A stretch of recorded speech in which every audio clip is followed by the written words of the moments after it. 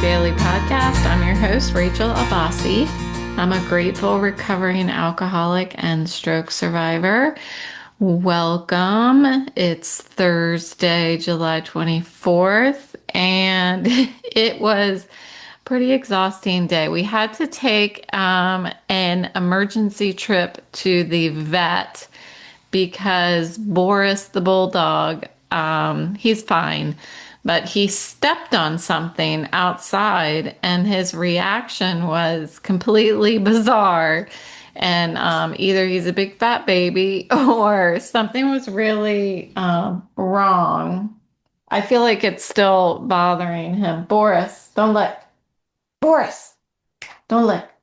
Because he keeps licking his paw. So he stepped on something when we were outside and he just like jumped um immediately, and then he wouldn't step on his paw, and I looked at it and it to me it looked like there was something stuck to his foot, and I didn't know if it was like a stinger, like he stepped on a hornet or something, but whatever it was terribly painful for him, and he was just like completely hyperventilating and licking at his paw and like flinging his paw around like it was in a lot of pain.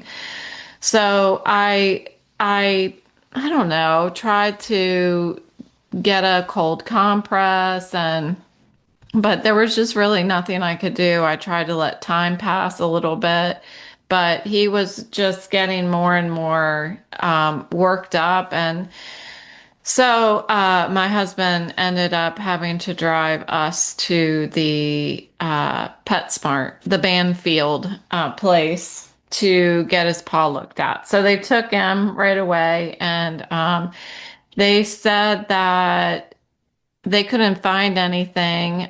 They did the same thing I did, feel around in there, but they were able to, his temperature had reached 105, which was concerning. So he had to stay for about an hour, and they did all kinds of stuff to bring his temperature down, gave him some Remedil, I think is what it's called, and had wet towels on him, and they were putting rubbing alcohol on his paw and all kinds of stuff. So anyway, his temperature came down and he's been sleeping this afternoon. He's still limping on his paw. They didn't think it looked swollen. I thought it looked a little swollen, but nothing too significant. So they sent him home with some Remedil. So he's going to take a pill every 12 hours for that. That's like an anti-inflammatory and should help with any kind of swelling and pain. And then he's also going to take Apoquil for 2 weeks, I think, twice a day as well. So, and now he's laying down. So I think we're good. I think Autumn feels very ignored today. But so that was a lot. And I thought about not recording today because my head's a little triggered from the car ride. And I also made dinner tonight, and it was a Japanese curry with a side of, I think it's called Relish of the Seven Gods. And I should have taken a picture of it. I took a picture of the meal, but I need to take a picture of the recipe. But because it's such an interesting name, it was delicious. It was really delicious. I could have made the chicken curry without the relish, but it was, I mean, you had to go all in. So it took me 2 days to make this. First, you make a Japanese curry, spice curry, spice powder, and then you heat up some butter on the stove, add flour to it, and you'll make a roux, and then let that kind of lightly brown for about 20 minutes, and then you add all of the spices that I had previously also warmed on the stove, and then grinded and then sifted to a powder and then put it into this roux and then you put it in the refrigerator and it turns into what's called a Japanese curry brick. And then you take a third of that, and that's what goes into the curry. So that was yesterday. And then today I made the relish of the seven gods. And it had locust root and daikon radish and cucumber and carrots and onion. Yeah, so it had like all these vegetables in it, and then you like heat up several different things. It's like, well, it's supposed to have sake in it. Of course, I don't cook with sake, so instead you can use a for 1 tablespoon of sake, you can use, I think it's a tablespoon of rice vinegar with a half a teaspoon of sugar, and that can be used instead of sake. So anyway, not to go into, I'm running out of what I remember from the dish, but it was really delicious. The husband loved it, so we'll make it again, but I probably won't make the relish of the seven gods. And I already have some of the Japanese curry brick in the freezer, so I don't have to do all that. So just the Japanese chicken curry dish is more like an hour and 15 minutes. You're really boiling potatoes and chicken and onions and carrots and then adding the brick to it, and it was delicious. It was very good. So yay, I remembered a bunch of stuff even though my head is killing me. So today what I wanted to talk about is meditation. I went back recently and looked at some of my old episodes, and I was interested to see that I had a lot of listeners tune in to the introduction to meditation for stroke recovery. So I thought, oh, I mean, I don't talk about that stuff as much anymore. I mean, I mention meditation, but I don't really go a lot into detail, I don't think, about meditation. And usually, if I do, it's very much correlated with my sobriety. And I remember when I first started on this podcast journey and stroke recovery, I was thinking about how there's when you get into stroke recovery, there's a lot of talk about neuroplasticity. I mean, it is the word of the day every day, neuroplasticity, and every doctor I go to, neuroplasticity. So when I started thinking about meditation and how that should shift during stroke recovery, I thought, instead of meditating on what I usually meditate on, which is very correlated to, it's hard for me to articulate just thoughts of sobriety and disconnecting from that old version of me and those character defects. And that's where my meditation was born, was trying to disconnect from character defects. So when I got into stroke recovery, I thought meditation would be great if I correlated it to ideas of neuroplasticity. So I ended up, for you lifetime listeners, I ended up doing a 7-day meditation series. It doesn't seem like it was it was a big hit, which is fine. I always try to do it. It was an experiment, and it was fun. It allowed me to try it, and some people experienced it, and I got some good feedback. But I don't know if I have a soothing meditation voice, but I don't want to do that again. I don't want to do the meditation series. But what I do want to talk about is maybe an update on how do I meditate today, because it's been 2 years since I did that last meditation.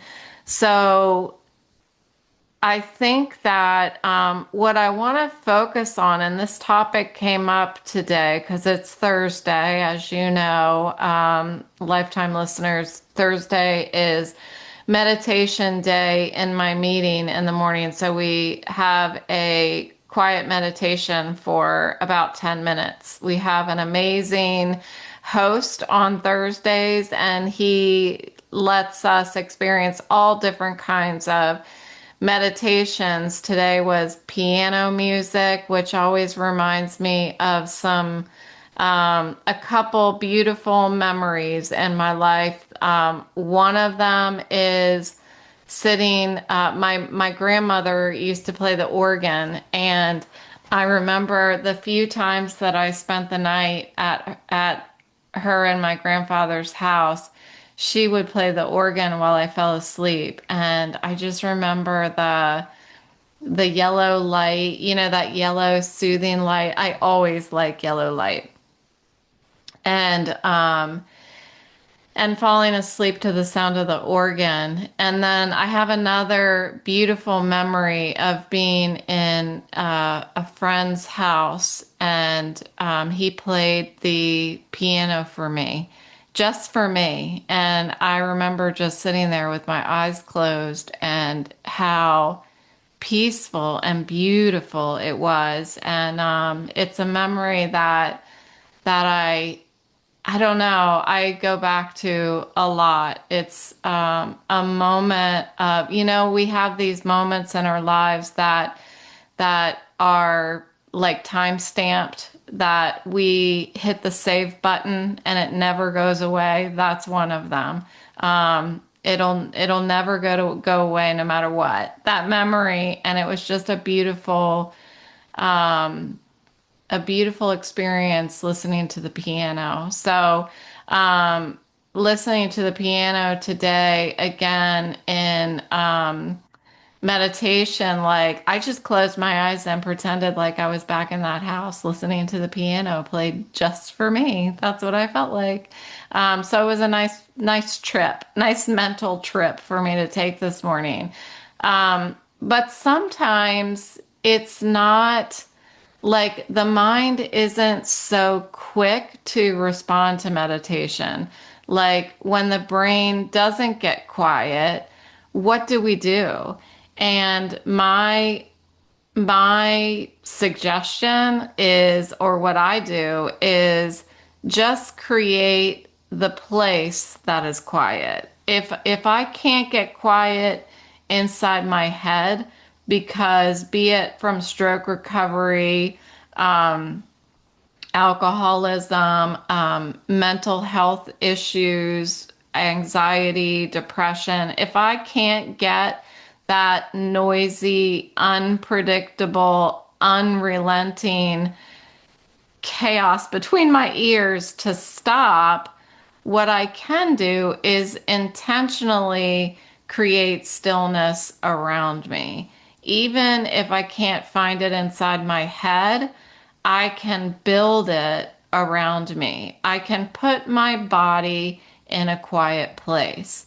And so, what I what I have found in stroke recovery is that the chaos in my mind is very different than the chaos that I felt when I first got sober. It is, it's something that it's like let's see if I can articulate it. It's like when I first got sober, I had without the tools of the program yet, I had this need to solve problems, solve every problem in my life right here and right now, every problem of the future right here and right now. Yet I didn't have the tools yet, so my character defects were the ones that were trying to solve the problems. And when I stopped drinking, it didn't make my mind quieter. It just made the noise more obvious. And the emotional part of it, because a lot of it is connected to emotions for me. The emotional part of it became it became kind of loud, if that makes sense. And I'll try to explain. Like the taking the drink away made my mind get louder, made the noise between my ears get louder. While when I first entered stroke recovery and I started looking for this or realizing this need to meditate and shift the focus a little bit, I recognized that my chaos, the noise in my head, was more of a low, droning murmur. And I think it's because in sobriety, when I took away the alcohol, the anxiety in my life took over, because I was medicating myself to quiet the anxiety. And so when I took that away, it got louder. When I entered stroke recovery and the emotional side, I had the cognitive side of frustration, but the emotional side of, and I was just talking about this, I think yesterday, thinking about the rest of my life brought me really, really down. So I feel like it was depression. Post stroke, I feel like it's been depression, while the beginning of sobriety was more anxiety. So for me, the meditation feels very different. And I can't think my way out of what's going on in stroke recovery. I can't make an amends that's going to fix what happened to me. I I continue to try to solve problems like I did in early sobriety, like I probably will always do. But I have the tools of the program now. And sometimes we are faced with, and stroke recovery is a perfect example for me, we're faced with something that is not solvable and it needs to be accepted. And that's where meditation comes into play for me. I need to set up a space where I can physically go, because the wiring in my head is frayed. Um, Often it's like we expect ourselves, I should say, to wait to feel peaceful before we can sit still. Like I really need to meditate. So we start coming down, like, okay, I need to calm down. I'm going to meditate. And then if I can't get myself to calm down, and I'm only going to give me a certain amount of time to calm down to prepare to go meditate. So let's say a minute. I'll sit there and I'll think, oh, I should really go meditate. Oh, that would be good to go meditate. So let me see if I can just calm down, and then I can go sit somewhere and meditate. Okay, so I'm like, I'm trying to work myself into a meditation. I'm trying to wait for that peaceful feeling to come before I sit still. But it works the other way around. Like, I can set up room inside the storm. The meditation doesn't have to be me trying to quiet my mind. And I heard somebody say it this morning, I can't quiet my mind, it's impossible. And it's funny, when I heard that this morning, I thought, but it's not impossible. I don't have, my brain is my brain, and I don't have insights into how other people's brains work, obviously. If I did, I wouldn't be doing a podcast. I would be a doctor. But I do think it's possible for, at least for me, I thought it was going to be impossible, and it felt impossible for several years before I actually figured out how to turn my brain off. And it really took practice. And for me, it's been imagination. It has been 100% me just imagining, pretending, and somehow I was able to do it. But one of the things that I was able to do in stroke recovery is start imagining my brain fixing those channels that are broken. So the neuroplasticity, I'm picturing it happening. And that's what those 7 days of meditation that I did 2 years ago, that's what I was doing. I was talking through, and I should go back and listen to him myself, although I don't know that my own voice would be meditative for me. But I was setting up certain scenes, and then I was talking through the neuroplasticity that I wanted to, I can't think of the word, but I wanted to make happen.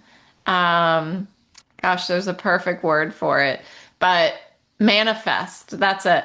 I thought, if I can talk through it and picture it and make it real, I can manifest it. And that was really what I was doing in early stroke recovery. So, but it starts with finding a quiet corner, despite what's going on between my ears. I don't have to be good at meditation to benefit from it.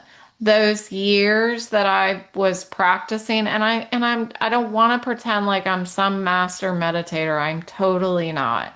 All I can share is my experience with it. And what I have experienced is early on in sobriety, early on, it was loud inside my head. It was a hamster that just kept running on the wheel, and I could almost hear it clamoring around in there. And it wasn't, I just shared about this yesterday, maybe, or the day before. When I can get that hamster to quiet down, to let it out of the little cage, I started to be able to hear what was going on outside the room. I could hear the traffic outside of the Club 12 where we were having our meetings. So I know that I wasn't good at meditation at that time, but I can tell you now, looking back, that I didn't have to be good at it to benefit from it. So, recovery demands a lot from us emotionally and physically, and if we've got it spiritually, and if we don't have it, meditation is a way to build it. Um, and just like I have a space to sew, I have a space to make my jewelry, I have a space to paint. I need a space to meditate because it is it is an action. It's not a lack of action. That's why creating a space for it is is making it feel more like you're doing something. Because when I thought originally of meditation, I thought, I don't have time to just sit there for 10 minutes. I don't have time to just sit here for 10 minutes. I got stuff to do. But when I changed the script in my head to understand that this is an action, I am healing something. And that is in stroke recovery what was so important for me is to understand that resting is an action. Resting is doing something. Resting, my mind, my brain is actually going to be able to build those connections better if I'm sitting still. If I am continuously pushing myself, it's not going to be able to heal. All I do is push myself beyond my threshold of symptoms and nothing's healing. I'm actually getting worse. So, creating that room for meditation, and I wanted to also talk about how just the word meditation sometimes is off-putting. And I meant to look up some funny other ways we could call meditation so that it doesn't feel so scary. But creating that room is an action against perfectionism. It's an action against like blocking out the pressure of the world, blocking out the need to be productive.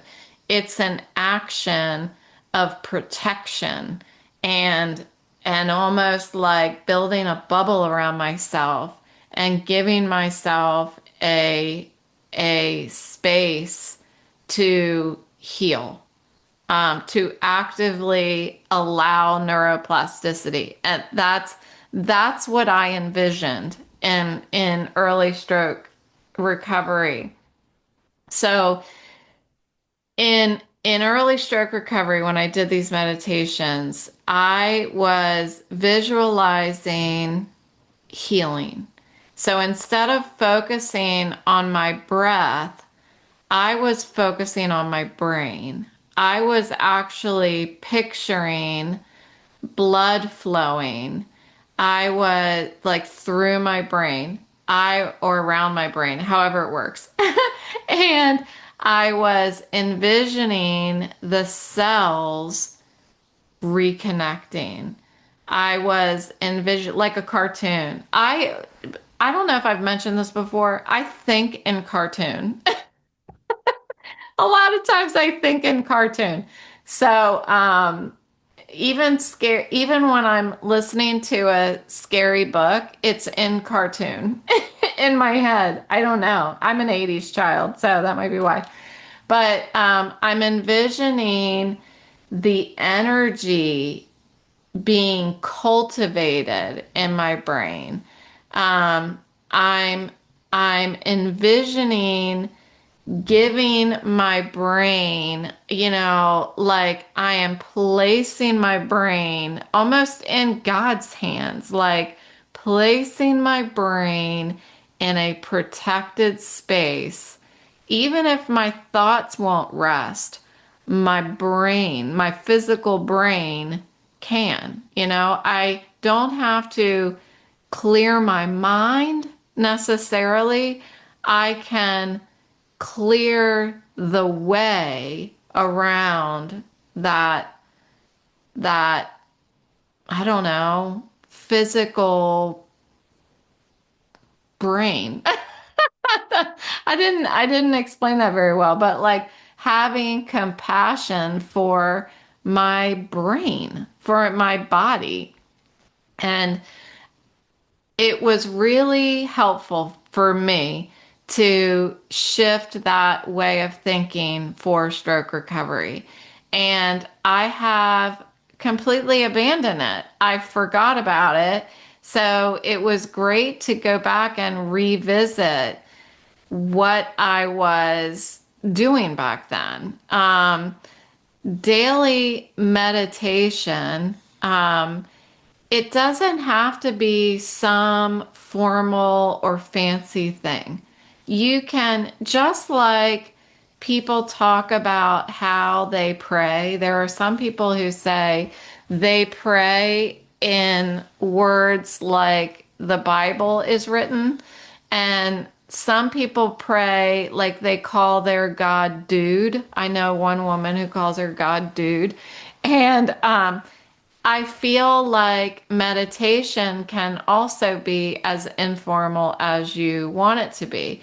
You don't have to do it for 30 minutes. I actually read yesterday or the day before that even 5 minutes of meditation is very beneficial. So think of it as setting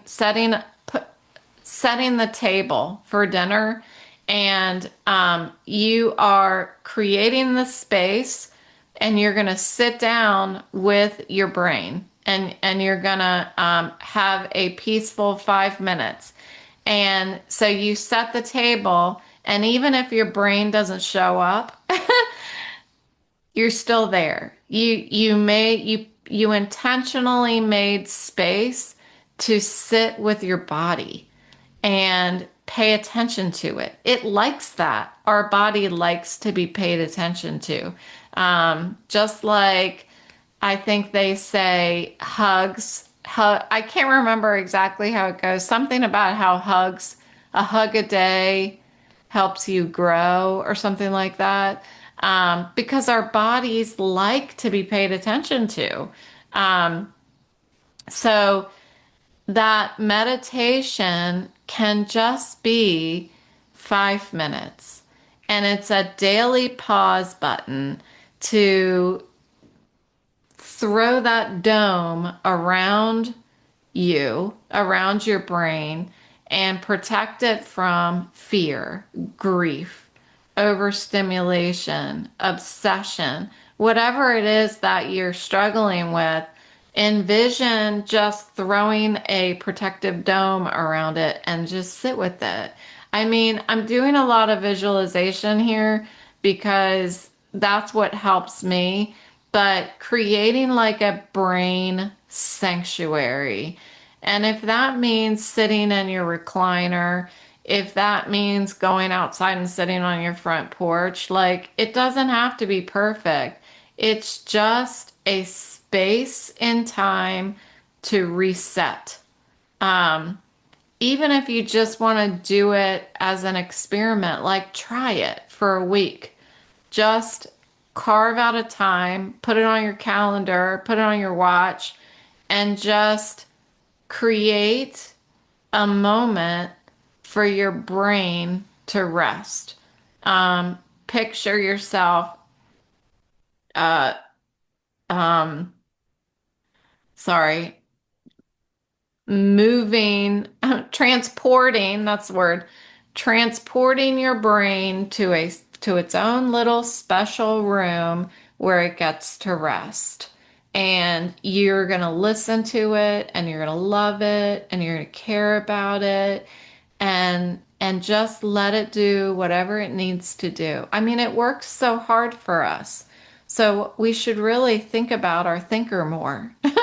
So, I think what spoke to me today is I don't have to wait. I don't have to sit there and try to prepare for a meditation. I don't have to be ready for a meditation. I don't have to look inward and be like, do I feel like it or do I not? Can I sit still for 5 minutes or can I not? Like, just do it. It's like brushing your teeth or putting on your shoes. I just have to make room for it, time.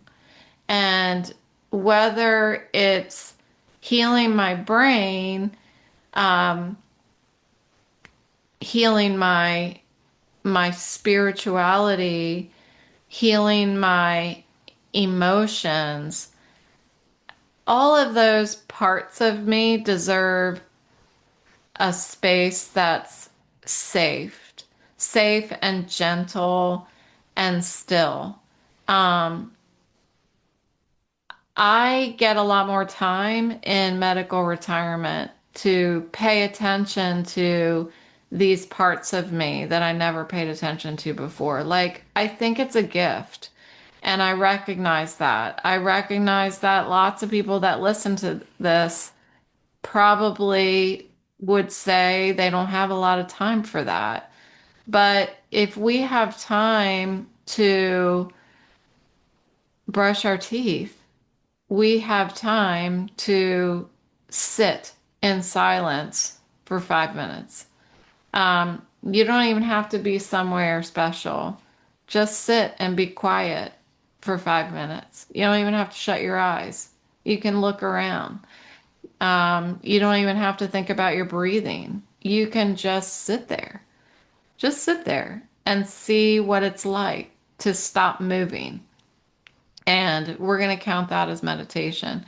So I really wish I looked up fun alternatives for meditate. Let's do it. Let's do it right now. Chatty McChatterton, give me 5 humorous alternatives to the word meditation to make it not so intimidating to new folks.